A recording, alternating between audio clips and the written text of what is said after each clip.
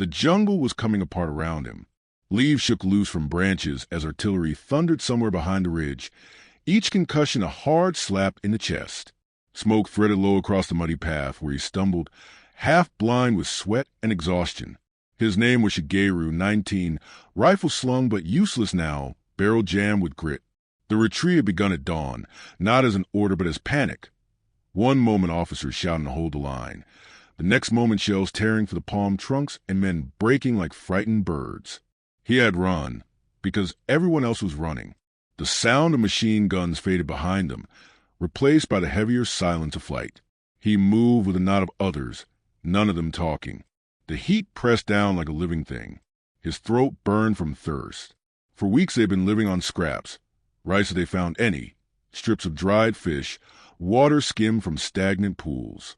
Disease walked among them, coughs, fevers, sores that would not heal. Their officers had said nothing but fight on. When food ran out, the answer was discipline. A soldier caught hoarding rations was struck until he could not stand. Another who fell behind during a night march was left to die in the dark without a word. Shigeru had learned to keep his head bowed and his mouth closed. Now, as the column dissolved into scattered shapes between trees, the absence of command felt almost like air returning after strangulation. But there was no relief, only the cold animal fear of the unknown. Ahead, somewhere were Americans. He had heard stories from captured leaflets and whispered rumors that surrender meant humiliation worse than death, that Americans took ears as trophies, that they would starve and beat any man who laid down his weapon. Better, the officers had always said, to fall on your own bayonet than be taken alive. The shame would reach your family. Curse your ancestors. Shigeru believed it because everyone around him did. He heard aircraft before he saw them, a droning far off but enough to send the group flattening into the mud. No bombs came, just the endless noise of machines searching. They rose and moved again. His ankle twisted on a hidden root.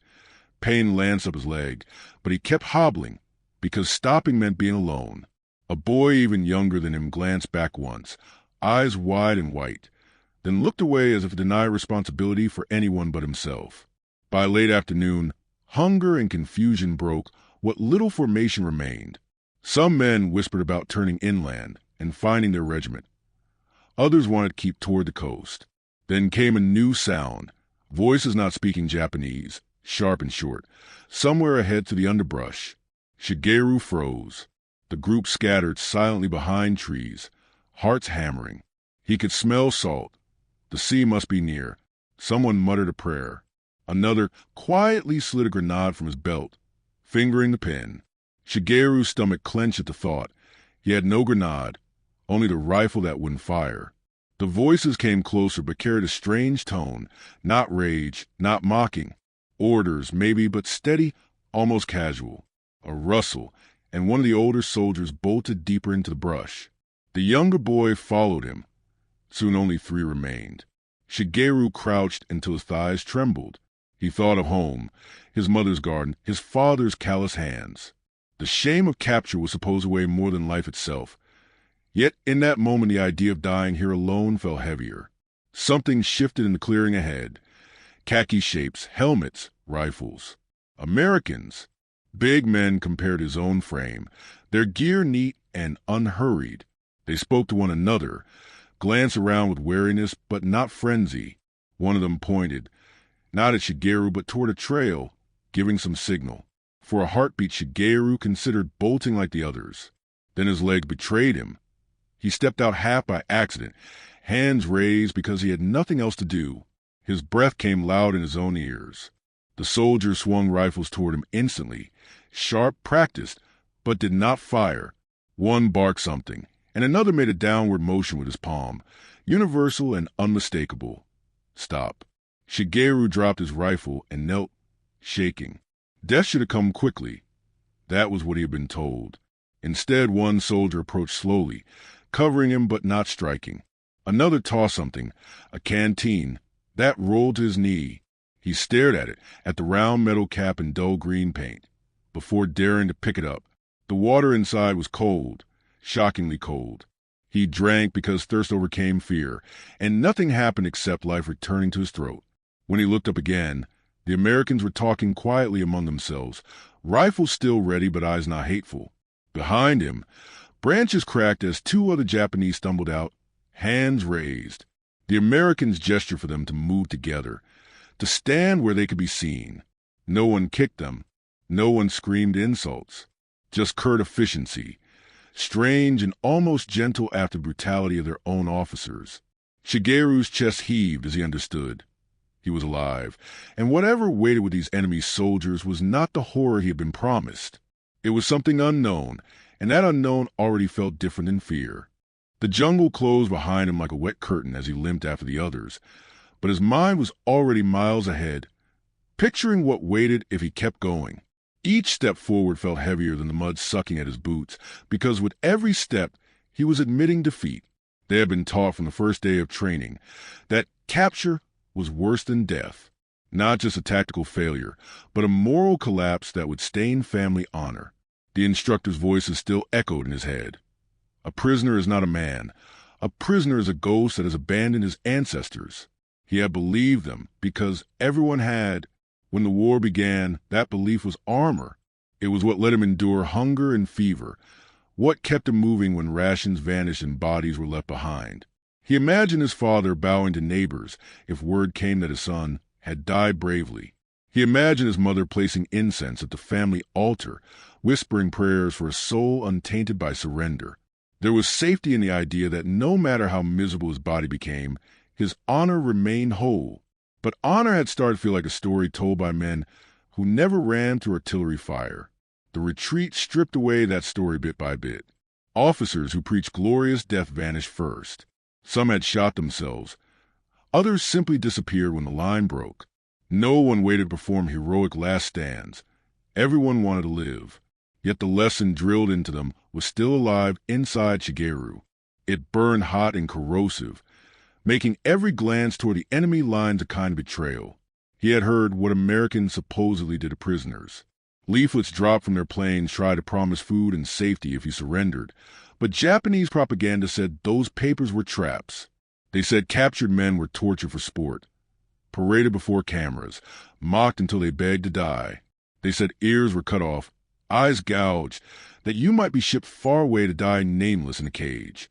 The worst stories insisted that you would be forced to dig your own grave before execution, around the night fires. When their unit still existed as a unit, the older soldiers had told their own versions. They'll strip you naked, feed you scraps, laugh while you starve, one had said, face lit by a flickering match. Better one bullet now than their hands on you. Another swore that Americans tied prisoners to tanks and dragged them through villages. Shigeru had believed because there was nothing else to believe. They had no other picture of the enemy. Now he walked on with that fear swelling and twisting, making his hands shake. Yet the hunger gnawed deeper than fear, and the sickness creeping up his leg from the twisted ankle pulsed with heat. Behind him, the jungle was only smoke and the sound of men who might already be dead. Ahead, there was a chance, maybe small, maybe worse than death, but a chance. He hated himself for wanting to risk it. As the afternoon wore on, the group thinned further. Some drifted off into the trees rather than face the choice. Others whispered prayers and promises that they would kill themselves if the enemy closed in. Shigeru kept silent because his own prayers fell hollow. He thought his father again, a proud man who had scolded him for spilling rice as a boy, and wondered if shame could really reach across oceans and battlefields. Would his father know? Would it matter if the alternative was to die alone like an animal under rotting leaves? The propaganda's weight was physical now, a stone on his back. Each crunch of a leaf sounded like an accusation. Each step was treason against an idea planted deep by teachers, officers, and a culture that measured worth by sacrifice. Still he moved forward. When the smell of salt grew stronger and the hum of engines rose ahead, his chest seized with panic. Americans were there, the feared unknown, the imagined monsters. His palms were slick as he adjusted the useless rifle slung across his shoulder. For a long moment he wanted to turn back, to melt into the shadows and let fever or jungle claim him instead. But another part of him, something quieter and harder to name, refused. It wasn't courage. Courage belonged to men who charged machine guns for the Emperor. It was something closer to exhaustion, the simple refusal to keep dying by inches.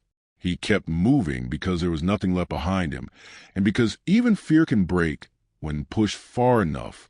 By the time the first foreign words reached his ears, clipped and sharp through the trees, his heart was hammering so loudly he barely heard them. He crouched low, trying to vanish, yet part of him strained to listen. The voices didn't sound like demons. They sounded like men talking while they worked. That single, jarring thought cracked something inside him. For the first time, doubt touched the picture painted by years of training and propaganda. What if the enemy was not the nightmare he had been promised? What if everything he knew about surrender had been built on lies meant to keep him fighting? He didn't believe it yet. The shame was still there, heavy as lead, but something else flickered beneath it. The faintest idea that survival might be possible. He tried to smother it, but once born, it would not go away. The path narrowed as it dipped toward the coast, and the smell of salt grew sharp enough to taste. Shigeru's breathing came ragged and shallow, his chest fluttering like a trapped bird. For hours the distant hum of engines and the occasional crack of gunfire had been a low, constant threat beyond the trees. Now there were other sounds too, boots on gravel, clinks of metal, voices he could not understand but somehow knew belonged to Americans.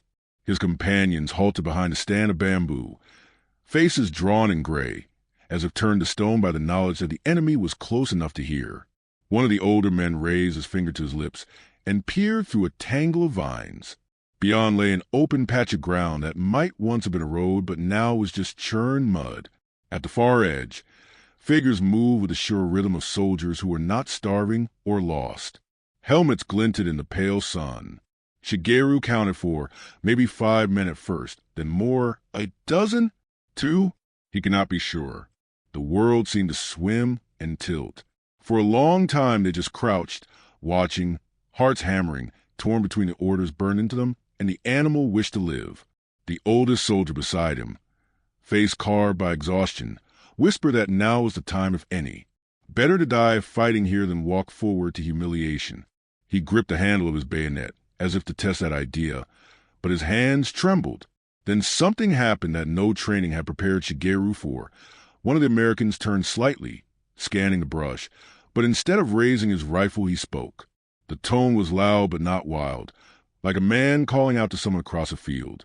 No words he understood, only a rhythm and a pitch that felt commanding yet not threatening. The other Americans spread slowly, rifles angled but not firing. They were waiting, not rushing. Shigeru felt his own body betray him again. Before he could think, before shame could catch up, he took one slow step out from cover, then another, both hands high. The movement felt impossible, like lifting a mountain, but it happened. His rifle thudded into the mud behind him. Time seemed to stop. Several helmets swung his way, rifles snapping up, black muzzles gaping like small tunnels to death. He froze mid-step, palms open to the empty sky. For a breathless instant the world was nothing but his own heartbeat and the click of some distant safety being switched off. Then a single voice barked something crisp and short. The Americans stopped moving forward.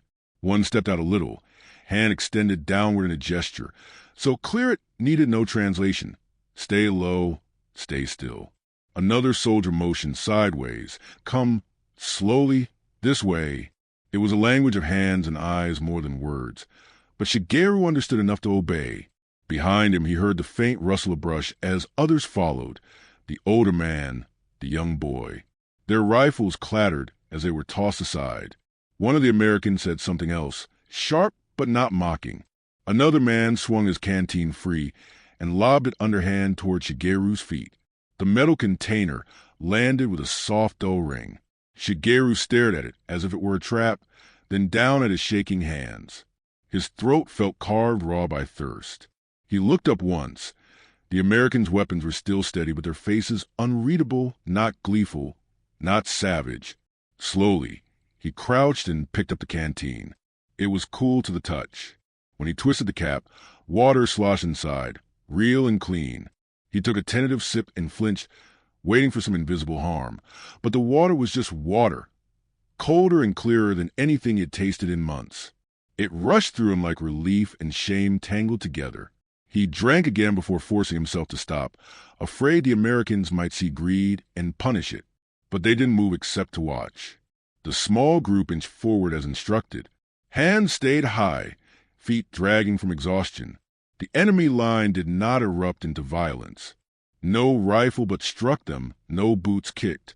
Instead, the Americans shifted formation with practiced ease, covering angles but leaving a narrow path open. As the prisoners stepped into that path, more voices murmured, instructions perhaps, but the tones were calm, almost routine. Shigeru's mind reeled. Everything he had been told about capture was cracking apart. These men could have killed him instantly and moved on. Instead, they measured distance and safety, but not cruelty. The calm was more terrifying in its own way than rage would have been.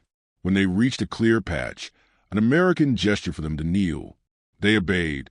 Another approached with caution, taking weapons and packs, then retreating just as quickly. Still no blows, no jeers. A second canteen appeared, tossed to the older man who fumbled and nearly wept as he drank. Around them, the enemy's perimeter looked strangely ordinary. Sandbags, crates, a cooking fire smoldering somewhere, the scent of coffee cutting through salt and smoke. Young men in crisp uniforms moved about their tasks as if this were just another day. Shigeru's muscles ached from kneeling, but deeper than the ache was confusion. The first contact of the enemy was not teeth and knives, but order and water. He thought of his own officers, their beatings for minor mistakes, their indifference to suffering. Here, even as a prisoner, he had been seen, counted, and, impossibly, given a drink. He kept his eyes down because shame still burned like fever, but another feeling, small and strange, had joined it. The first flicker of safety since the war began. Mud clung to his knees as he stayed where they had told him, hands still raised, eyes fixed on the ground. The Americans moved with a rhythm that felt almost mechanical, calculated but not careless, firm but never frantic. 2 soldiers came forward while the others kept rifles steady from a distance. They didn't shout. They didn't strike. One simply gestured downward, a flat palm toward the earth, and Shigeru obeyed without thought, sitting back on his heels until he was half folded over himself. A shadow passed and Boots stopped inches away. One of the Americans reached out with the long barrel of his rifle and nudged Shigeru's abandoned weapon further aside.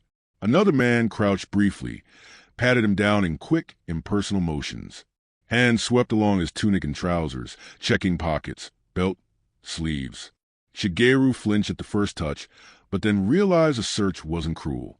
It was brisk and efficient, like someone checking a crate for loose nails. There was no lingering, no humiliation. When the soldier found a small knife in his boot, he pulled it free and tossed it behind him without comment. Boots were next. The soldier tapped one with the muzzle of his rifle and motioned with a twist of his hand. Shigeru hesitated only a second before tugging the laces loose and sliding the shoes off, the mud sucking at his socks as he stood barefoot. He expected some barked order, a kick for moving too slowly, but none came. The American simply gathered the boots and passed them back to another man, who placed them in a pile with other surrendered gear. Behind him, he heard the same quiet choreography repeated, the older man coughing as a bayonet was taken from him, the boy surrendering a ragged pistol. Each time the Americans moved fast but calm, voices low and neutral. No laughing, no spitting. Just work to be done and done well. Shigeru risked a glance upward. The nearest American caught his eye only long enough to gesture down again. Stay still. Keep your head low. But there was nothing vicious in the look, only the blunt clarity of someone keeping everyone alive. That was the first time Shigeru felt the difference. Discipline without cruelty. His own officers would have cuffed or shouted even in routine drill. Here, as an enemy, he was treated with the same strict efficiency they used with one another. When the search ended, one soldier tapped Shigeru's shoulder with 2 fingers, then stepped back. Another man held out a length of cloth and motioned for his hands.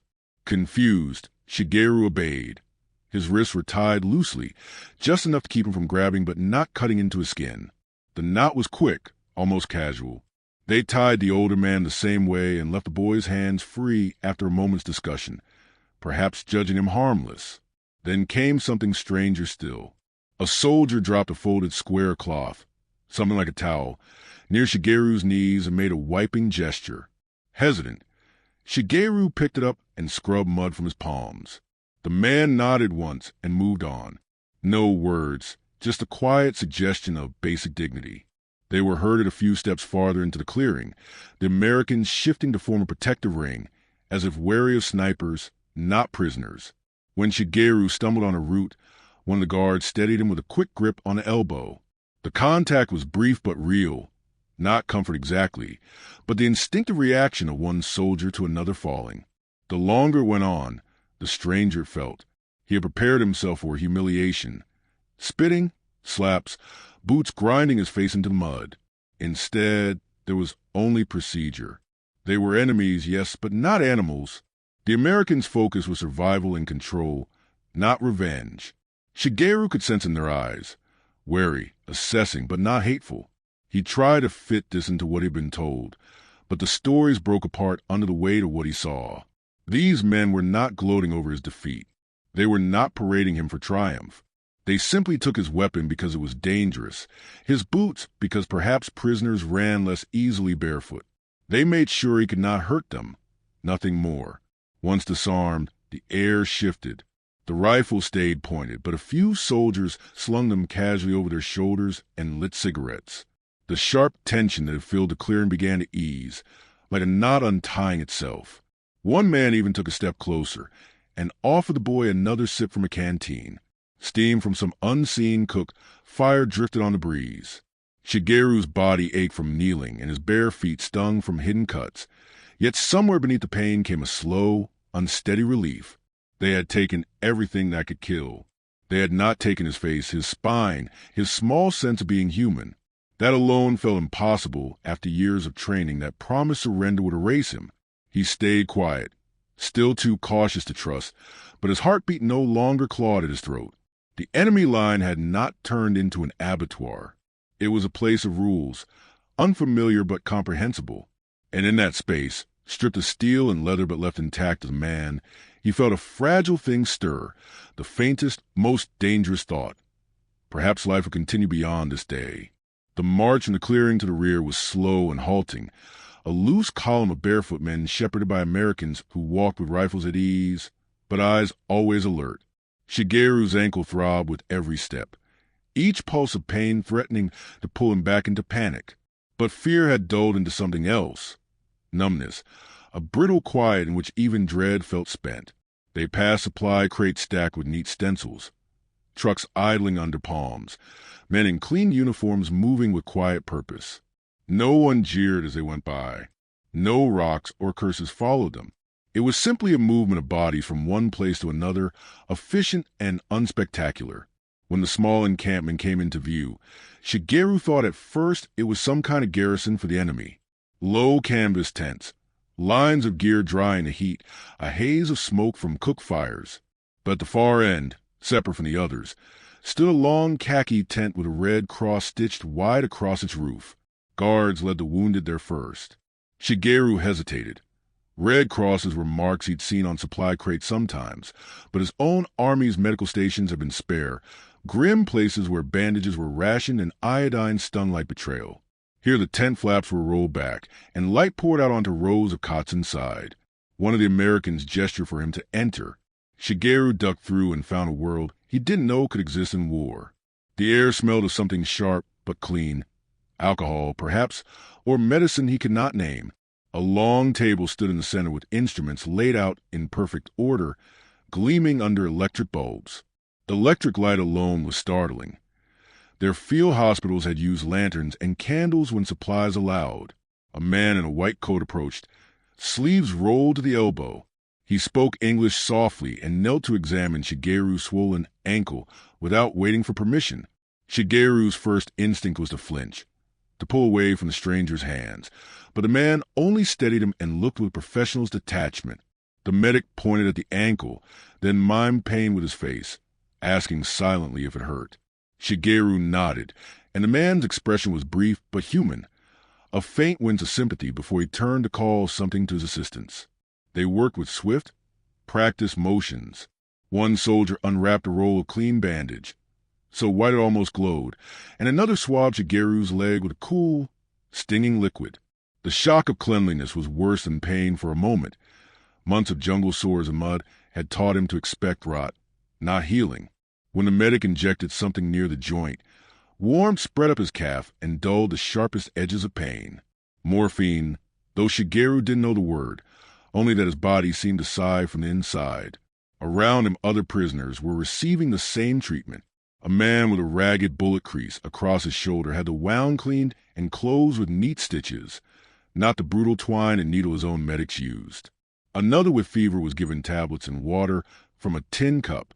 The Americans handled them all with the same brisk care, no different than they would treat their own wounded. Shigeru realized. He tried to keep his eyes averted, afraid to seem ungrateful or curious, but he couldn't help noticing details. Bandages came sealed in wax paper. Bottles bore printed labels, sulfadiazine, penicillin. Even the scissors shone sharp and new. In Japan, by the end, bandages were washed and reused until they fell apart, and medicine was rumor more than reality.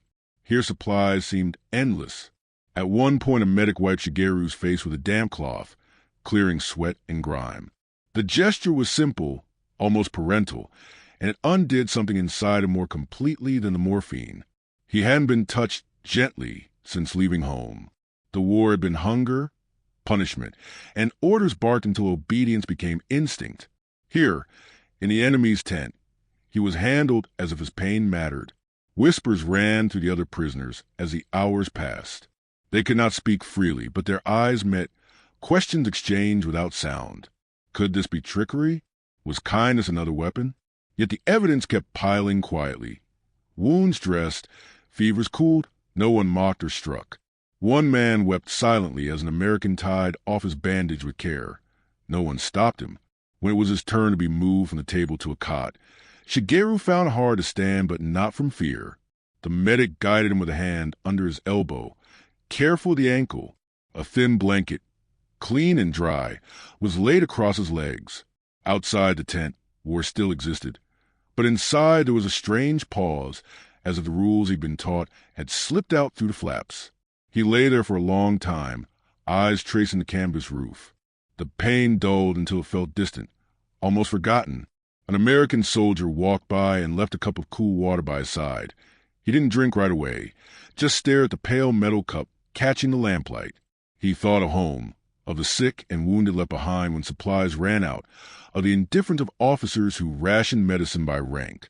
He thought of how his own sergeant once struck a man for crying out during treatment. Here, enemies move among them without anger, and it felt like waking from a fever dream.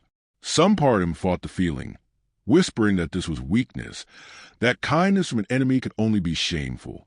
But another part, the tired, hungry part that kept him walking, simply accepted the water and the quiet. The medic returned once more to check the bandage and gave a small nod as if satisfied with his work.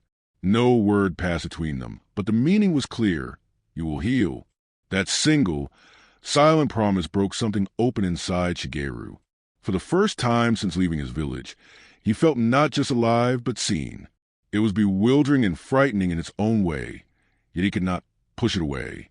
The war stories that said surrender erased a man.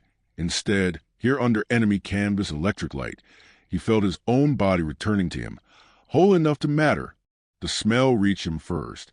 Warm, yeasty, faintly sweet, so foreign in the humid air that he almost mistook it for memory before he realized it came from somewhere nearby and real. Shigeru stirred on the cot, ankle swaddled in clean bandage, stomach a hollow knot that had been quiet only because pain had ruled everything until now. A soldier passed by and set something on a crate. Trays, steam curling upward. The scent grew stronger, layered with the rich salt of cooked meat and a sharp, dark bitterness he could not name, but which made his mouth water against his will. Soon a guard came and gestured. Shigeru hesitated, unsure if standing meant punishment or work. But the man only motioned him to follow. Others were rising too, limping, leaning on one another, all thin and weary. They were led outside, blinking against the afternoon glare, and toward a long table set under a canvas awning.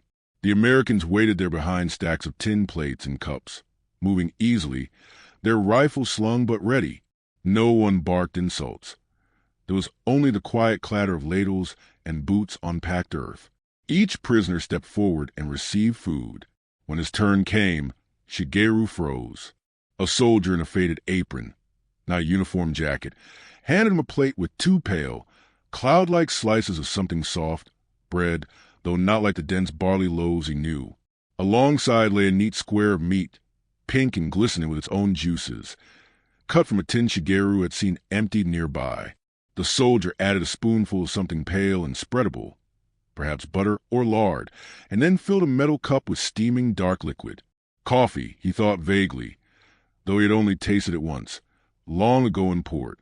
The heat of the plate in his thin hands was both comforting and terrifying.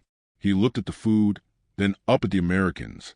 They did not watch him closely, only enough to ensure order. Suspicion stirred like a long-taught reflex. Poison, he told himself. Trickery.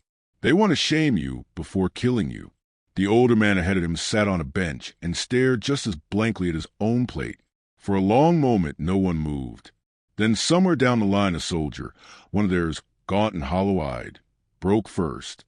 He tore a piece of bread and put it cautiously to his mouth.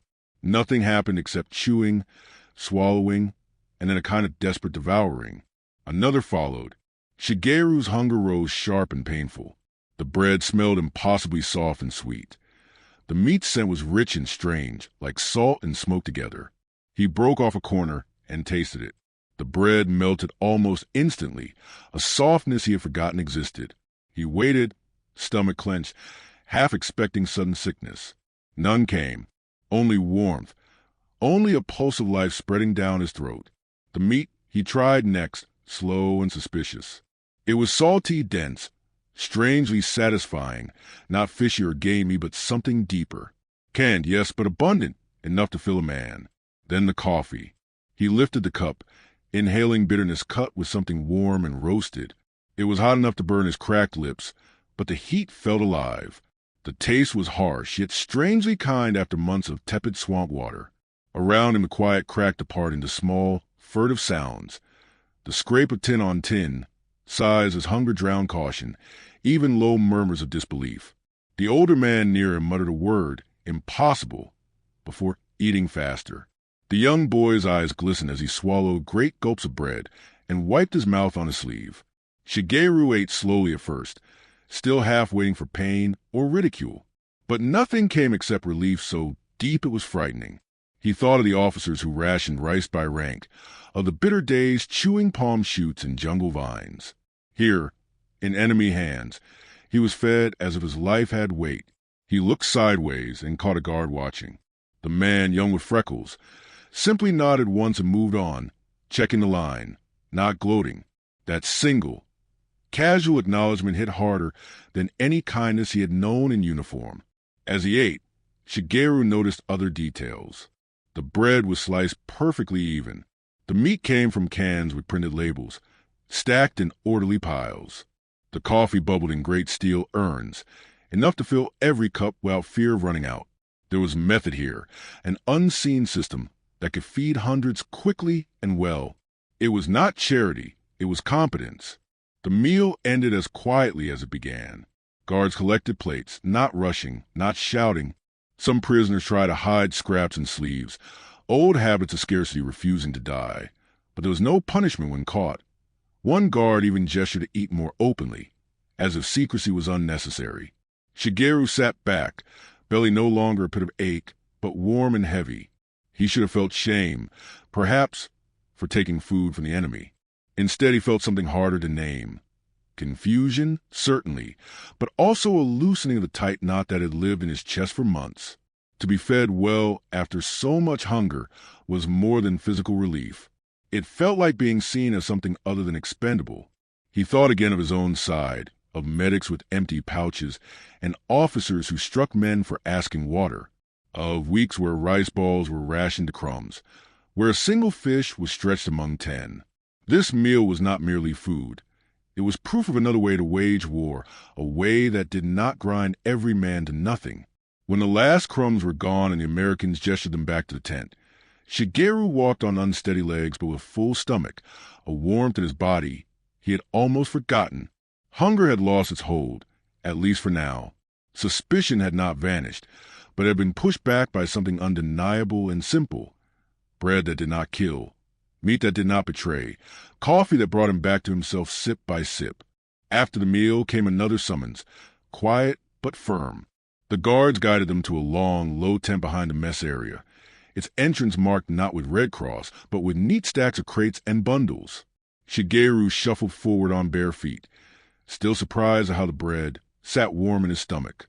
The tent smelled not of medicine but of soap and canvas, a clean scent so alien it seemed almost sweet. Inside, rows of tables waited, each lined with folded clothing. Simple trousers, light shirts, socks, and soft canvas shoes. The prisoners hesitated at the threshold, glancing at one another with the old, reflexive fear of traps. Shigeru expected barking orders or mocking laughter, the way his own officers might have handled captured enemy uniforms. Instead, the Americans moved like warehouse clerks, checking lists, passing garments without flourish or malice. One stepped forward and beckoned Shigeru with a small jerk of the head. Shigeru obeyed slowly, heart-hammering, every instinct screaming that humiliation must follow. The man handed him a bundle, shirt, trousers, underclothes, and pointed toward a curtained space at the back. His face remained unreadable, but his eyes did not carry contempt. The fabric shocked Shigeru's hands, soft, whole, without holes or crawling things. He couldn't remember the last time his body had felt cloth like that. His uniform was stiff with sweat and salt, stiff with blood in places where cuts had scabbed and reopened. For weeks he had shared it with lice. Nights were spent scratching until skin tore. To imagine stepping out of it seemed almost wrong, as if he might leave behind the last proof that he was a soldier. But the guard was waiting, and behind him others had already moved to change. He slipped behind the curtain, trembling. In the dim light, he peeled off his uniform piece by piece. The smell of himself rose, rot, sweat, swamp blood. He recoiled from it. The old tunic hung off his thin shoulders like something dead. When at last he stepped free of it, his skin prickled in the air. There was a small tin basin of water and a bar of soap on a shelf. He stared at it, then at his own hands, cracked and blackened with grime. Another prisoner appeared, saw his hesitation, and dipped his hands quickly, splashing his face, scrubbing with fierce silence. The message was clear: wash. So Shigeru did, cautiously at first, then hungrily, as if the water itself might wash away weeks of fear. The soap bit into cuts, but left coolness behind. Pulling on the new clothes felt like stepping into another world. The shirt fit loosely but was whole. The trousers smelled faintly of clean canvas and storage. Socks hugged his feet. He had forgotten what softness underfoot felt like. Shoes followed, not his own boots, but light, sturdy things that would not cut him with each step. When he looked down, his legs were his, but cleaner, almost belonging to someone who might live. Outside, men emerged one by one, transformed in the same quiet way, gone with the ragged khaki rags, the smell of decay. They looked human again, though still gaunt and wary. Some touched their sleeves as if to check that the fabric was real. One older soldier, normally hard-faced, closed his eyes and let out a breath that was almost a sob. Then came blankets. Simple olive drab rolls, one for each man. An American handed them out as casually as a clerk handing receipts. Shigeru clutched this to his chest. The weight was modest but heavy with a strange new feeling. Safety, however temporary.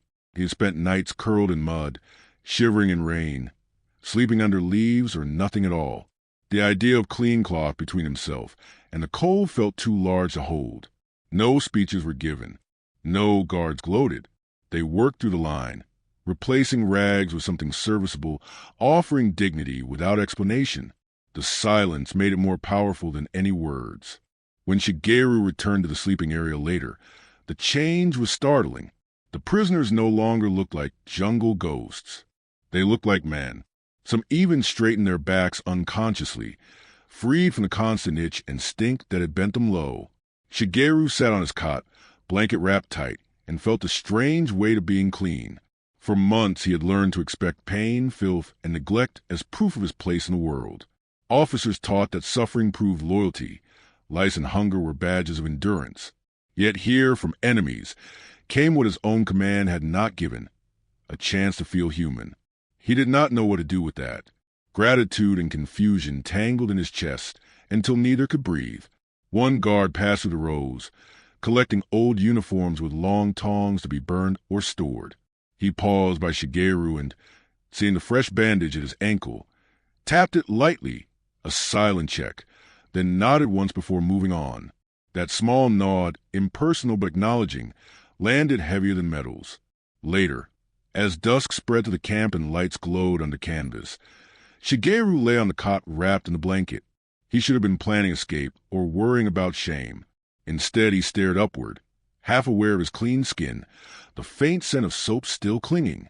It was not comfort exactly. Fear was still there, but something deeper and unfamiliar. Relief laced with dignity. He thought of his officers, of orders that reduced men to tools, of punishments handed out for dirt and disease while supplies rotted for the higher ranks.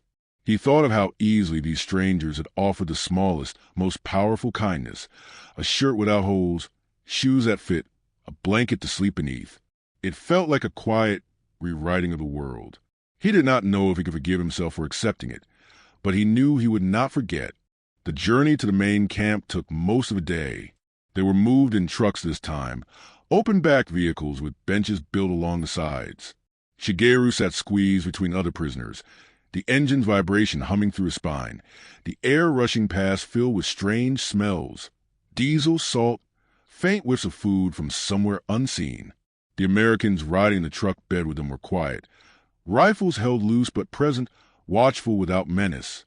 Each bump in a rough road made Shigeru's bandaged ankle jolt, but the ache was muted by the dull narcotic calm left from the medic's injection. As miles passed, the jungle thinned to open clearings and roads smoothed into gravel, then proper pavement. The sight alone unsettled him. Their own forces had been swallowed by mud and disrepair, but here roads seemed to appear when needed. At one checkpoint, they paused while other soldiers waved them through. Everything happened with rhythm, almost polite, without the frayed shouting that had marked every Japanese retreat. Near evening, they crested a hill and saw it. The camp spread out below, not the crude pens he had pictured, but something laid out with geometric precision. Rows of long, low barracks formed clean rectangles around parade ground squares. Electric lights, actual lights, bright and steady, hung from poles and doorways, already glowing as dusk came on. Shigeru blinked against the unfamiliar brilliance. At home, even cities had gone dark for air raid safety, and in the jungle darkness was a constant threat. Here, illumination came easily, casually, as though night itself could be commanded to stand back. The trucks rolled through a wide gate where guards checked lists but did not jeer. Inside, fences stood tall and taut, but beyond them the world looked strangely alive. Men walked in orderly lines. Others played some game of the ball on a packed dirt field. A whistle blew somewhere and was answered by laughter. Thin, surprised laughter, not forced. Shigeru stared, unsure what he was seeing. Prisoners, clearly Japanese by their narrow faces and dark hair, running after a ball, while Americans watched from the edges, unconcerned. They stopped near one barracks and were led off the truck in single file. The ground here was solid, tamped down, not the sucking mire of the jungle. Wide drainage ditches kept puddles away. A spigot stood nearby with water running clear into a trough. One of the guards nodded and gestured. Men hesitated only a moment before bending to drink. Cold, endless water flowed with no one rationing or slapping hands. Shigeru cupped his palms and tasted clarity, so shocking it almost hurt his teeth. Inside the assigned barracks, the air smelled of wood and soap, not rot. Bunks stood in straight lines with clean straw mattresses and folded blankets at each. Windows opened to let air through. Hooks lined the walls for clothing. Some bunks already held prisoners' few belongings neatly stacked. There was order here, but not cruelty, just a place built for human bodies to exist without decay.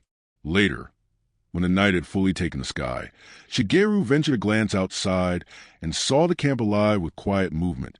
A low building near the center spilled warm light and, unbelievably, the faint sound of music, something scratchy and foreign from a phonograph. A guard passing by pointed when asked with hesitant gestures, and said a single word slowly, "Library." Shigeru didn't understand fully, but caught the meaning when he glimpsed shelves through the doorway, lined with books and magazines. In another corner of the compound, men gathered near a flat space with poles and nets. Someone said volleyball, a word he'd once heard from a Western magazine before the war. The prisoners there moved with tentative joy, guarded but alive. Americans watched but did not interfere, arms crossed, cigarettes glowing in the dark. It was impossible to reconcile this with everything he had believed about captivity. His own army barely managed to feed its fighters, let alone prisoners. The thought of a small library for captured men would have been laughable, dangerous even. Yet here it simply existed, as natural as the steady electric bulbs strung across the yard. At lights out, the camp dimmed but did not vanish into blackness. Lamps along the paths glowed faintly, enough to see by. Shigeru lay on his bunk under the blanket issued the night before, staring at the unfamiliar ceiling. The faint rustle of paper came from a bunk nearby. Someone had dared to take a book. Farther down the row, a man whispered prayers. But even his voice sounded changed, softer without the jungle's edge of despair. He felt disoriented, but not terrified. The Americans had built this place not as a cage, but as a machine, efficient, clean, predictable. They controlled every inch, yes, but not with random punishment. The threat of violence hung somewhere in the fences and rifles, yet it did not define the air. Instead, the camp felt like a strange, self-contained town where survival was assumed, not fought for each dawn. Shigeru touched the bandage at his ankle, still snug and dry in the hem of his new shirt. For the first time in months, he was neither cold nor crawling with insects. He had water, light, food, and a bed. These were not luxuries at home before the war, but they had become unimaginable in the jungle. To find them here, in enemy hands, cracked the world open in ways he could not yet name. Sleep came slowly, tangled with unease and wonder. He thought of officers who promised only death, of lessons drilled deep that capture erased a man. Yet in this bright, ordered place, after bread and medicine and now a bunk of his own, he felt something forbidden slip quietly into him. The idea that maybe defeat was not the end of being human. Morning in the camp came with a bugle somewhere far off and the faint scent of coffee drifting out of the guardhouse. Shigeru woke slowly, disoriented again by the clean blanket and the light that poured into the wide, unsmashed windows. The call of birds outside mixed with the hum of engines beyond the wire. He sat up and glanced down the long row of bunks. Men were stirring quietly, slipping on their new canvas shoes, shaking off dreams of mud and gunfire. When the door opened, 2 American sentries stepped in. They were young, younger than he had expected. Faces still soft though their bodies carried rifles with easy familiarity. One wore his helmet tipped back. The other had his sleeves rolled up against the heat. They spoke a few clipped words to each other. Nothing Shigeru understood, but their tone was relaxed.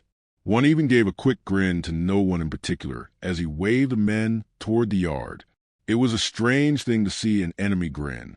Outside, the prisoners were formed into loose lines, but there was none of the terror that came with Japanese roll call. No barked insults, no rifle butts to the ribs. The guards counted quickly and waved them on toward the water troughs and the latrine. Men shuffled in small groups, and Shigeru noticed some were already beginning to walk less like hunted animals and more like people learning a new rhythm. That morning, while he bent to drink, one of the sentries, the helmet-tipped one, flicked a cigarette out of a pack and caught Shigeru's eye. The man tapped the cigarette against the pack, then pointed at Shigeru and raised his eyebrows. It took a moment for Shigeru to understand. An offer. Fear twisted instantly. Gifts from the enemy could be traps. But hunger for smoke, an old hunger, stirred anyway. He hesitated, then nodded once. The guard tossed a cigarette easily across the gap, the paper tube landing in the dust at Shigeru's feet. Another guard stepped forward with a lighter, flicked it, and held the tiny flame steady.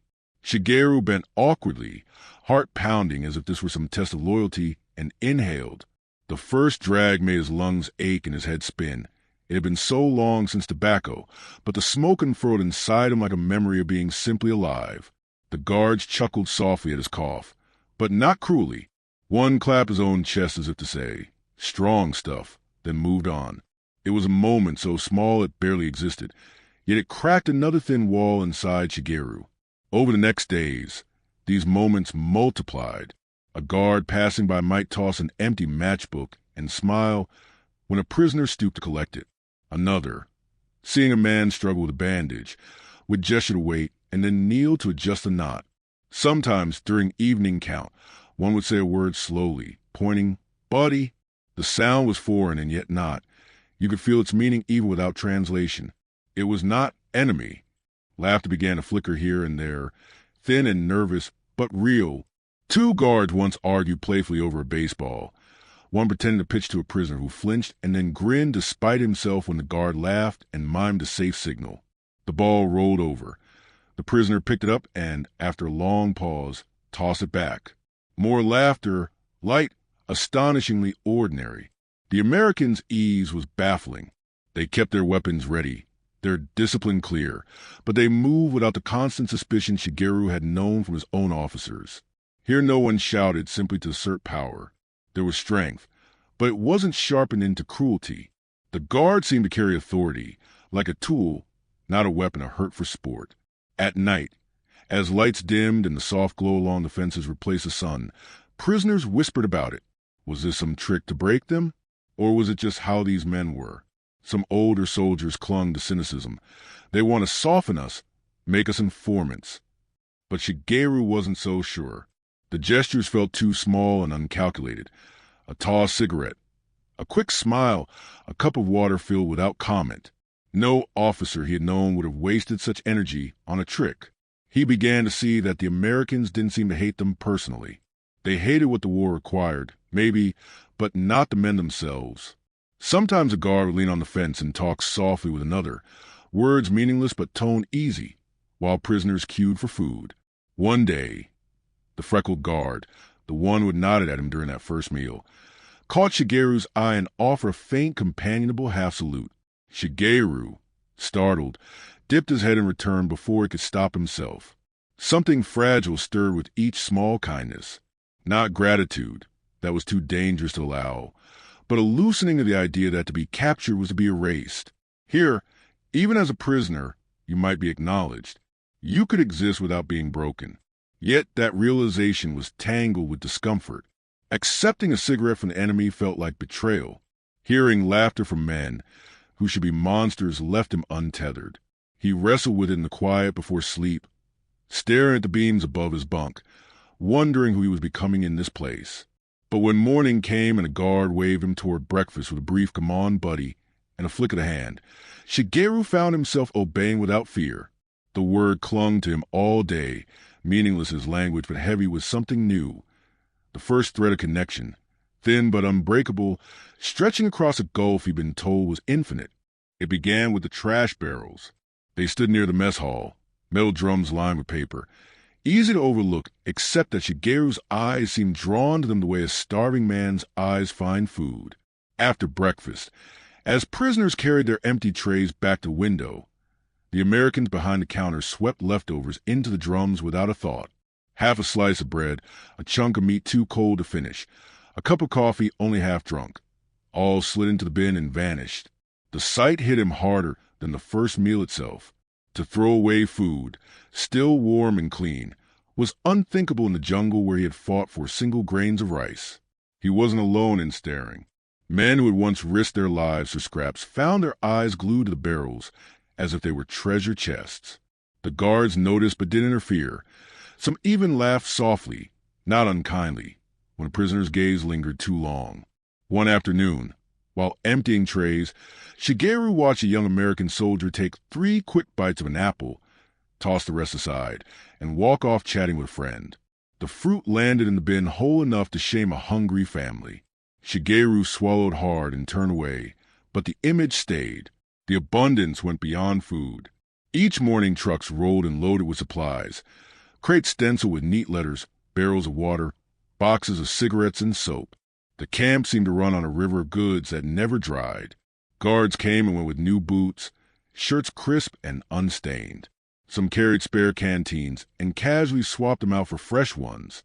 At night, when the electric lights hummed on again, Shigeru felt the quiet shock of seeing power treated like air, unending, unquestioned.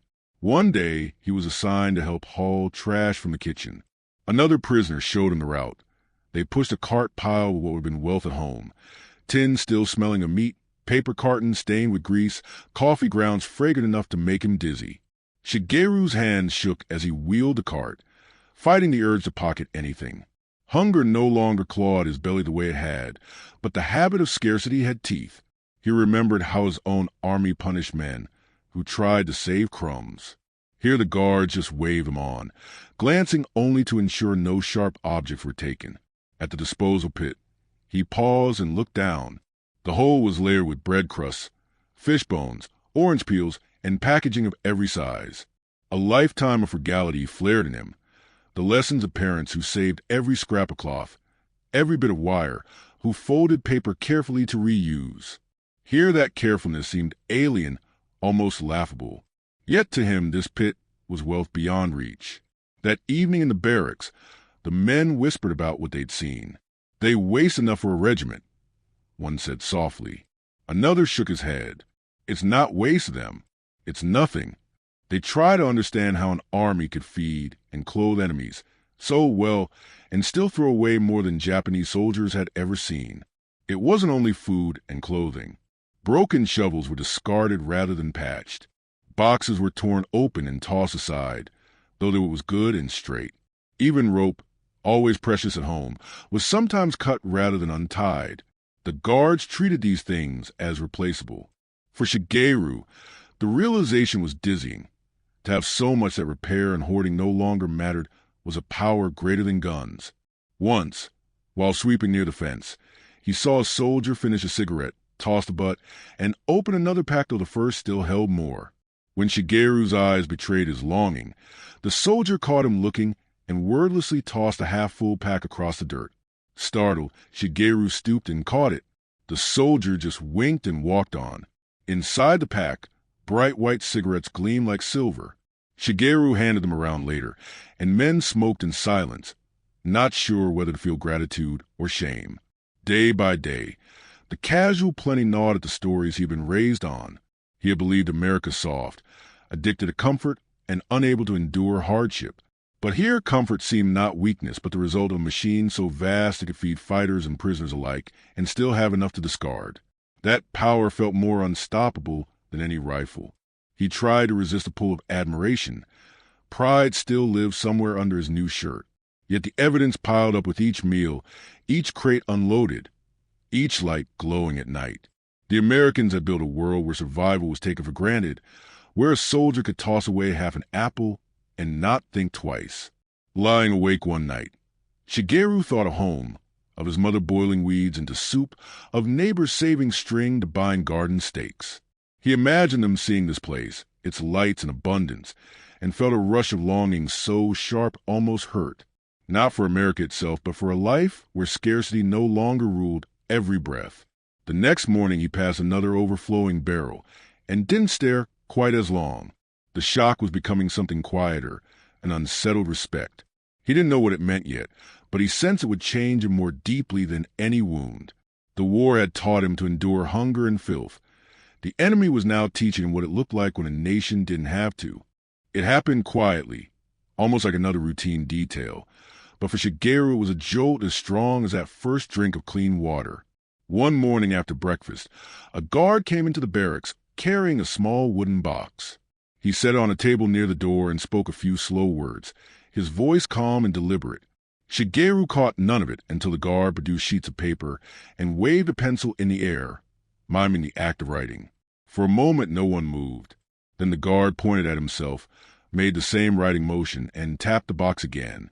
A translator appeared, an older prisoner who had picked up some English before the war, and explained in halting Japanese, "Letters. Home. You write." It was like a stone dropped in still water. The room shifted with low voices, disbelief first and then a strange, cautious buzz. To write home? To send a message across the ocean to families who had long since imagined their sons dead or disgraced. It sounded impossible. Yet the translator swore it was true. The camp would collect the letters, censor them if needed, and send them through channels to Japan. Shigeru sat frozen, heart pounding. His last contact with his family had been a postcard months before the retreat, sent through army channels with stiff, censored words. Since then, nothing. The idea of speaking across the void made his throat close. Still, when his turn came, he stood and took a single folded sheet and a dull pencil from the guard hands. The paper felt fragile and powerful at once. He sat back on his bunk, staring at the blank space. What could he say? He was alive, but at what cost? To admit capture was shameful beyond words, yet to let them think him dead was worse. Around him, other men wrestled silently with the same problem, heads bent, faces lined with confusion. Some started with mother, others with to my family, and scratched hesitant characters. Shigeru's hand trembled, but he wrote, I am alive. The pencil pressed too hard at first, leaving dark grooves.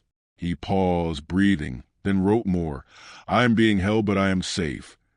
Each word felt like an act of rebellion against the death he had accepted. He didn't say everything, the bread, the blankets, the strange kindness, but he said enough to let them know survival had found him. When the page was full, he hesitated again, ashamed of its plainness. Then a guard passed and, seeing his still pencil, gestured to flip the paper and keep writing. The guard said a single English word, slowly, more. The sound was clumsy but not unkind. Shigeru shook his head and bowed slightly. More would be too dangerous to explain. Still, the simple offer cut deep, permission to speak as much as he wished. Later that day, another surprise came. Near the canteen, a small table had been set up where prisoners could exchange or borrow magazines. Many were in English, their covers bright with photographs of cities, cars, and smiling women. At first, images were only pictures to stare at, glimpses of a world impossible to imagine after the jungle. But some men began to ask guards for words. They pointed, repeated sounds. Guards would grin and answer slowly, patient despite the fumbling. Shigeru found himself drawn to a magazine with photos of machines, airplanes, engines, ships. He traced the words with his finger, then approached the guard and tapped a caption.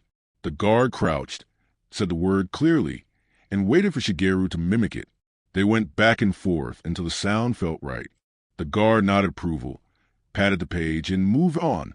It was a small thing, yet it stirred something fierce and unexpected. For years, language had been a barrier turned into armor. Americans were demons precisely because their words were unknowable. Now here he was, learning scraps of their tongue, not as a spy but as a man curious about the world beyond his fence. Evenings grew quieter and stranger after that. Men traded vocabulary like treasure. Someone learned family and taught it down the row. Another discovered friend. Guards, when not busy, would indulge them, pointing at objects and saying names. Sky, bread, light. Laughter came easily when a prisoner butchered pronunciation, and a guard gently corrected him. The magazines themselves became windows. There were photographs of neat streets, cars lined up shiny and new, people eating in bright diners, children playing baseball. Shigeru stared long at a picture of a living room with a radio and soft chairs. It looked impossibly safe, a life where war never reached the door. He didn't know Japan could ever look like that, but the image lodged deep in him. The day letters were collected. The guards handled them with a curious solemnity. Each man folded his page carefully, some kissing it before handing it over. Shigeru kept his eyes low but felt his chest loosen as he passed his envelope forward. It was as though some small lifeline had been cast back across the sea. That night, he lay awake, listening to scratch of pencils from men still finishing their words, and to the distant hum of a generator keeping the lights alive. He thought of his mother reading his letter, of her tears, maybe of her anger turning to relief. He thought of the guard who had said more, and of the one who had taught him the word light. For the first time since capture, the world beyond the fence no longer felt entirely lost. Language, his own and theirs, was making a fragile bridge, and with it came the unsettling thought that the enemy might not remain faceless forever. Something as simple as paper, pencils, and magazines was remaking the edges of what he believed possible. The difference crept in slowly, revealed by the rhythm of camp life. At first Shigeru saw only guards, anonymous men with rifles and cigarettes. But as days passed, he began to notice how they moved among themselves. The way ranks spoke to ranks, how orders flowed. It was subtle, almost invisible to someone raised in a system built on fear. But once seen, it could not be unseen. In his own army, hierarchy had been a living, crushing thing. Officers did not simply command. They ruled by humiliation. A mistake, no matter how small, was met with a slap, a kick, a curse barked loud enough to echo through the jungle. A soldier who stumbled under weight or asked for water risked being struck until silence returned. Shigeru had watched superiors break men down publicly to harden the rest. Respect came only from obedience and fear. Here, the Americans enforced rules with steel fences and clear eyes, but not cruelty.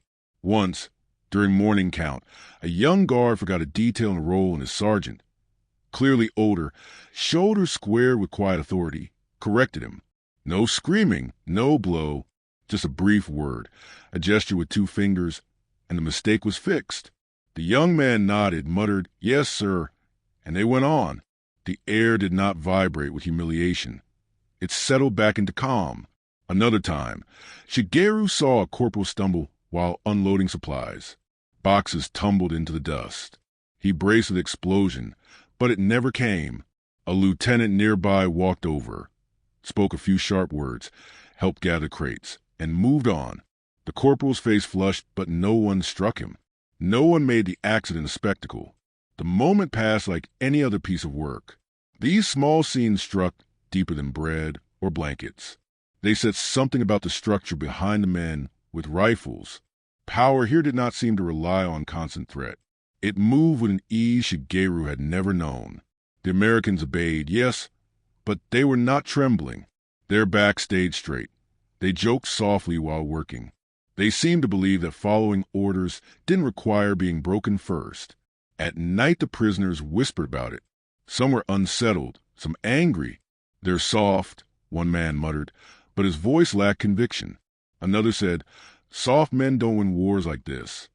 Shigeru said nothing but listened hard. He remembered his own officer slapping him bloody for losing a bootlace. Remember how hunger and shame were used as tools.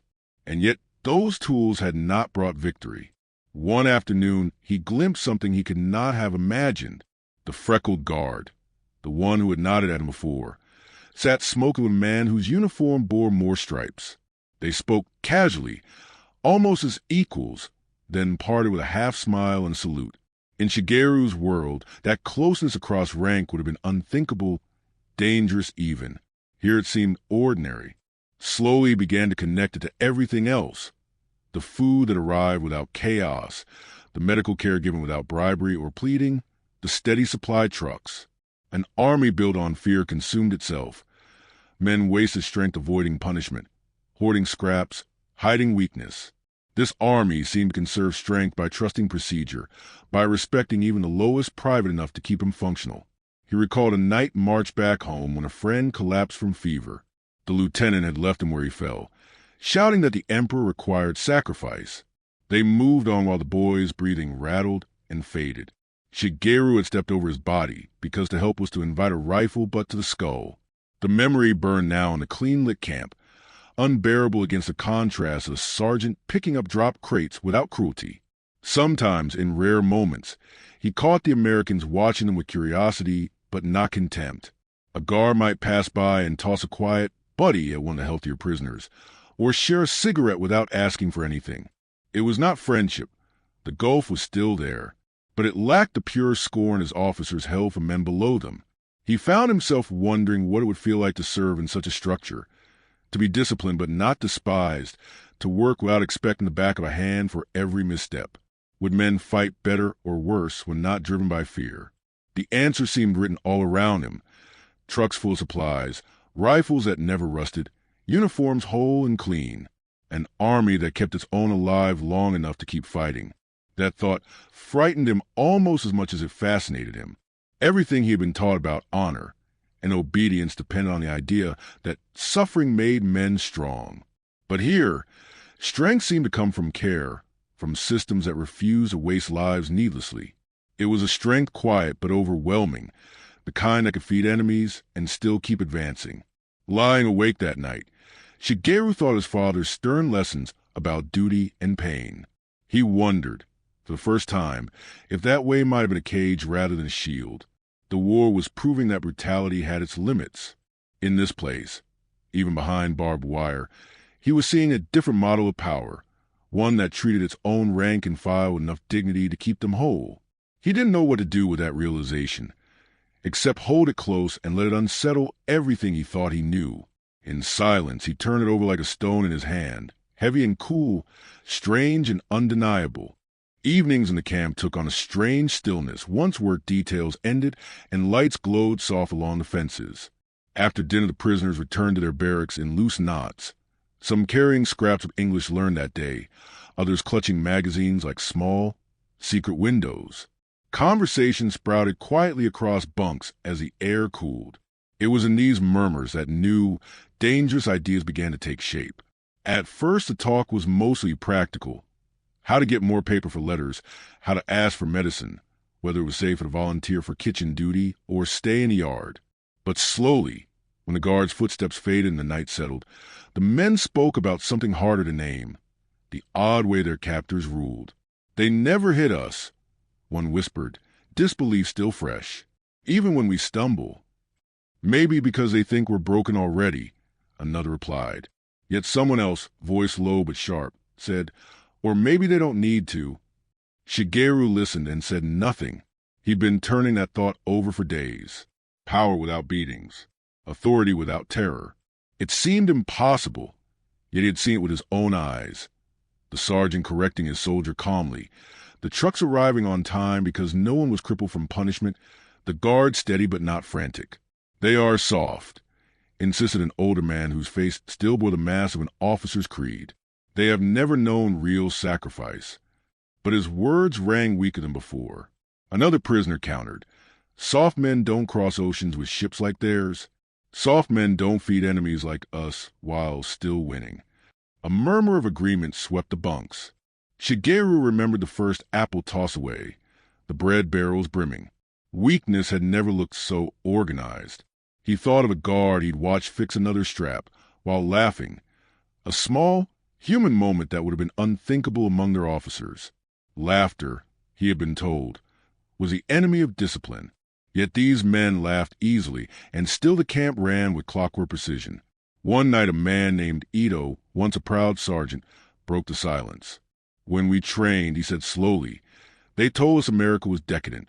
Too much comfort, no spirit. But what if comfort is a kind of strength? To build so much you can spare some for prisoners, that is not weakness." Heads turned toward him in the dim light. His voice trembled but held. "We broke under hunger before battle broke us. They don't break because they feed even us." The room went quiet. It was the kind of thought no one dared say before. Even naming it felt treasonous. Yet once spoken, it hung there and did not die. A younger soldier asked in a whisper, "Then why do they fight so hard if they live easy?" "Maybe because they won't go home alive," someone answered. "Not to die proving loyalty." Shigeru felt a hollow knock deep inside at that. He remembered his friend left on the jungle floor because no one dared anger the officer. He remembered that endless, hopeless march. Perhaps wanting to live was not cowardice. Perhaps it built armies that actually survived. In the days that followed, the idea seeped further. Men compared what they'd endured, starvation rations, boots that rotted off feet, slaps and worse for slowing down. But what they saw here, soldiers who ate, slept, were treated when ill, yet still fought and won. The contradiction eroded something ancient and rigid. Even the older sergeants, hardened by decades of drill, grew quieter. They still warned about dishonor, but their warnings sounded brittle, borrowed from a world that had cracked. Shigeru found himself noticing how the guards deferred politely to their own officers. Orders were still strict, but not laced with rage. A private could ask a question and be answered, not struck. Watching that was like staring at a new map of power drawn, without cruelty. Sometimes a guard said "buddy" again when handing out work assignments. The word meant nothing and everything, a way to speak without sneer. Shigeru saw men straighten almost unconsciously when addressed that way. Dignity, it turned out, could exist without rank. At night, whispers hardened into conclusions no one would have dared a month earlier. They win because they are soft, one man said, but the tone had changed. It wasn't insult anymore, it was awe. Soft enough to care for their own.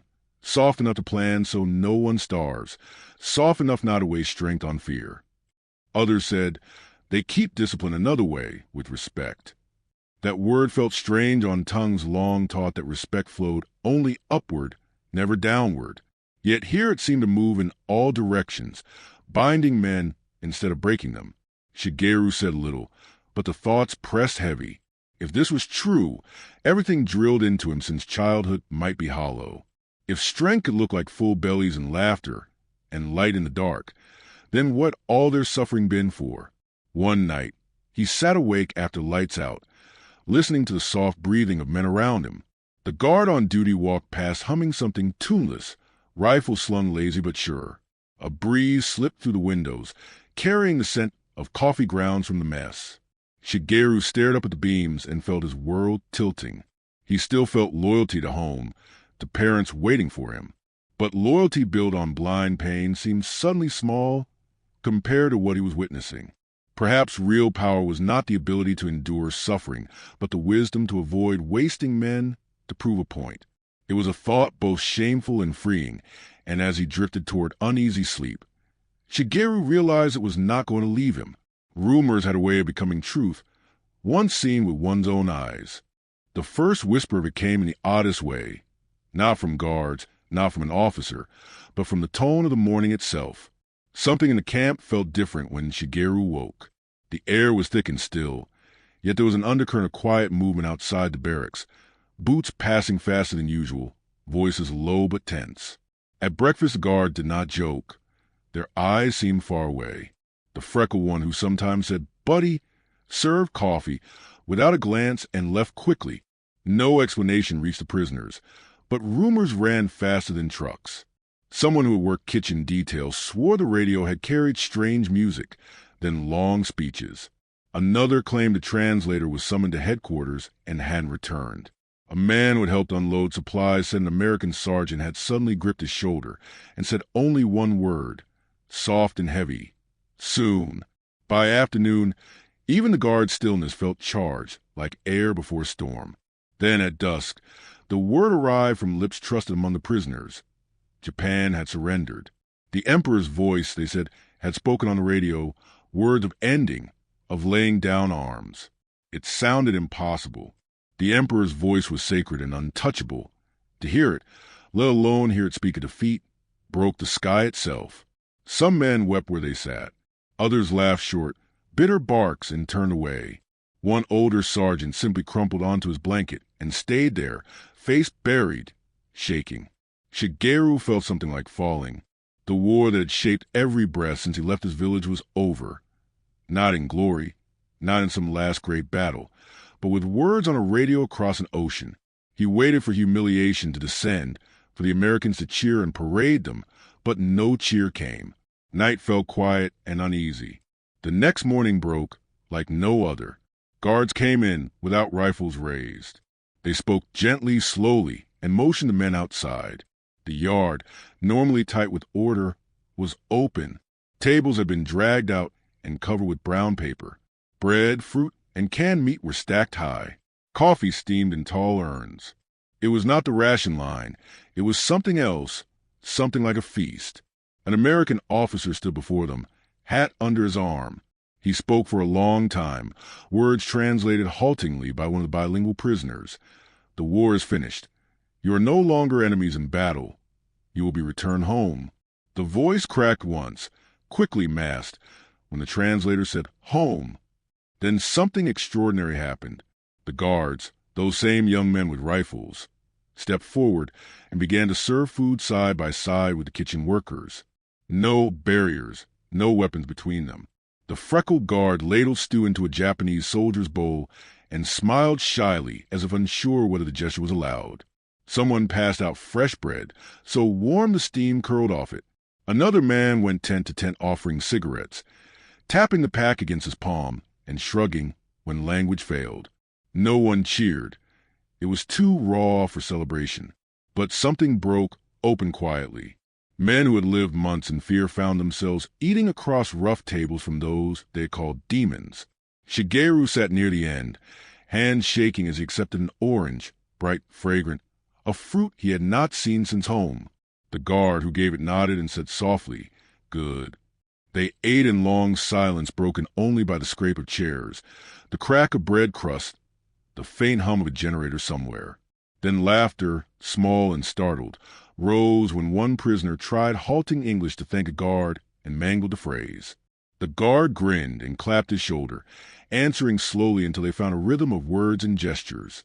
All around, small bridges appeared. A medic sat with the men whose wounds he had tended, showing them how to change dressings themselves. A corporal explained baseball rules with pantomime, drawing bases in the dirt while prisoners leaned forward, curious despite themselves. A young guard took out a battered harmonica and played something wistful. A few prisoners hummed along, catching the tune. Shigeru ate slowly, overwhelmed. The bread was soft as before, but different now. No longer just food from an enemy, but something shared. He looked at the Americans' faces and saw no triumph. Tiredness, relief maybe, but no cruelty. They were men trying to end a war as cleanly as possible. That night, as dusk deepened and no one hurried them inside, Shigeru walked to the fence line and looked out at the dark fields. The floodlights still burned but softer, as if even their glare had less suspicion. Behind him, someone began singing a low folk song, and an American guard listened without interrupting. He thought of the years spent learning to fear capture, to see enemies as less than human. Yet here, at the moment of utter defeat, humanity had appeared where he least expected it. It was bewildering, almost painful, but it was real. He returned to his bunk and found a freckled guard there, passing out pencils and new paper. "Home," the man said slowly, pointing at the supplies. Shigeru bowed low without meaning to. The guard didn't gloat. He just smiled once and moved on. As the barracks settled into uneasy quiet, Shigeru lay awake long after the lamps were turned low. He tried to name what he felt, but could not. Loss, yes, but also a fragile seed of hope. The enemy had won, yet had not crushed him. Instead, they had shown another way to hold power, one that did not require rage to exist. In that way, something inside him began to shift for good. The ship moved slowly, a steel wall between sky and sea, its decks crowded with men who only months ago had believed they would die nameless in jungles far from home. Shigeru stood near the rail, fingers tight on the cool metal, staring at the line where the horizon met the water. Salt stung his nose, but the smell was different from the swamps, clean, alive. Around him, other returnees leaned silent or spoke in hushed voices. No one sang. The hum of engines filled the spaces where once orders had barked.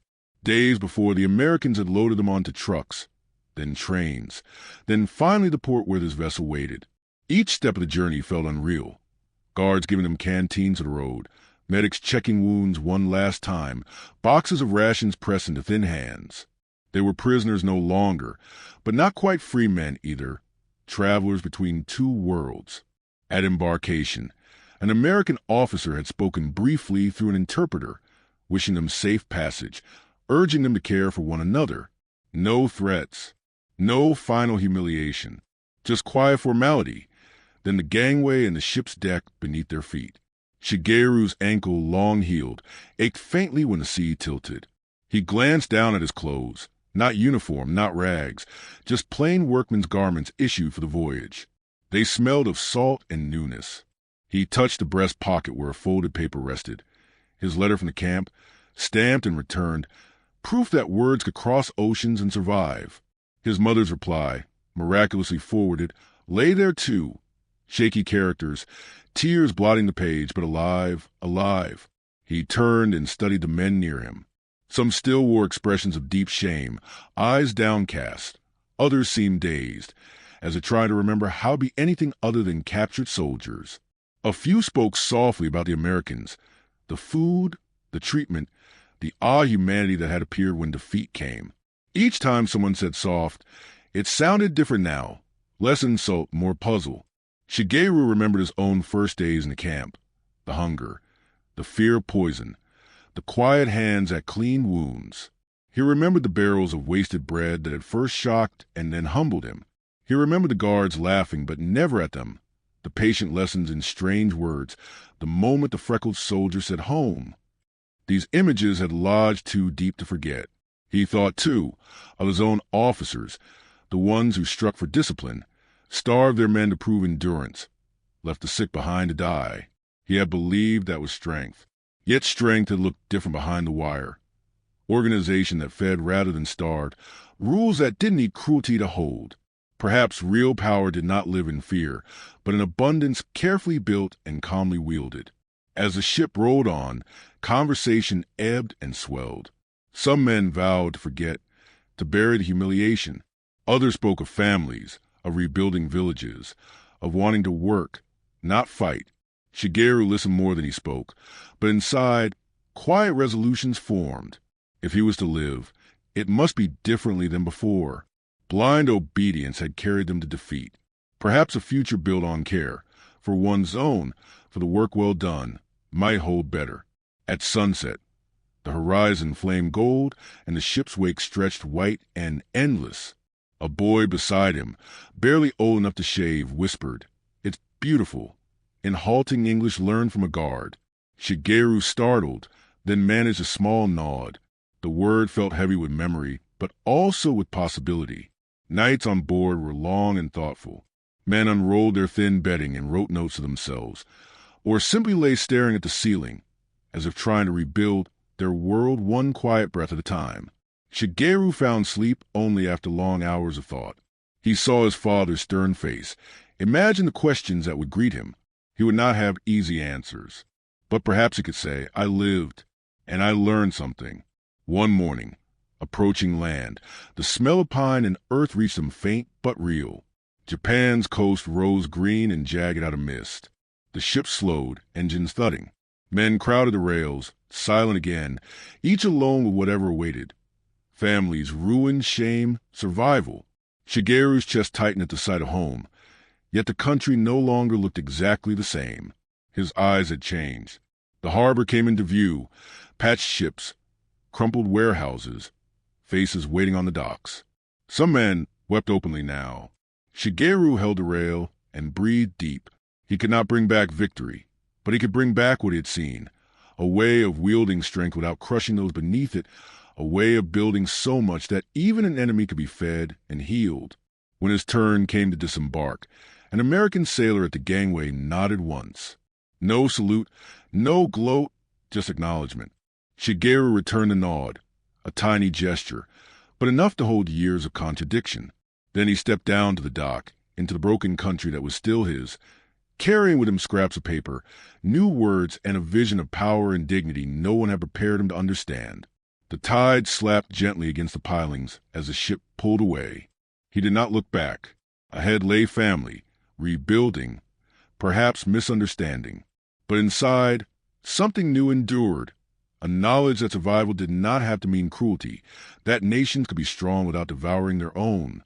It was a seed, small and stubborn, and though he could not name it yet, he knew it might change more than just him.